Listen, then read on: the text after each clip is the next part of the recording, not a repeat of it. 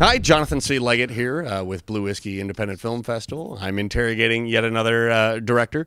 This is Brad Rosier with Currency. And Brad, thank you very much. I've been practicing. So, Brad, quick question for you, of course. The movie is absolutely visually stunning. Thanks. Yes, and I know that, at least in the credits, you also had a part to do with the visual effects part. Can you explain anything about that? Yeah, I did all the visual effects, the opening credits and the closing credits, and I think there's a little bit of motion graphics and special effects inside of it. I used After Effects for pretty much everything, and just kind of self-taught, learning how to play around with After Effects and Photoshop, just using those two. I'd like to get out and start doing 3D stuff, but right now it's just After Effects and Photoshop. Throughout the course of the film, time is used very effectively to tell the story.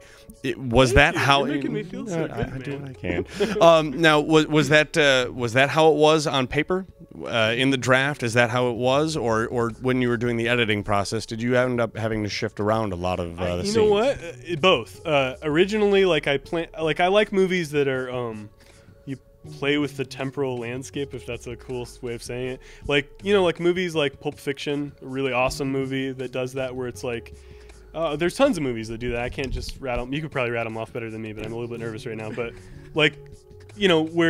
where the chronological story is told out of order, but not just for the sake of putting it out of order, because putting it out of order sort of it makes the story more interesting. So you've got these little nuggets of things that later on you're like, oh, wait a second, that must be where this came from or whatever. I just like movies like that, and then I just thought that would be cool to do that. But then to answer your question, in editing, I realized that some things were better to put earlier, and so even though for the most part what you see on the screen is what I scripted, there was lots of jumbling around where I realized that scene would be way cooler earlier. Like I think one of the first originally, like I had like the train scenes like right at the beginning, and then it just didn't work, and I didn't feel like they were as strong as some of the other scenes, and so I just put the three main stories right back to back right at the beginning, and it like helped it, I thought.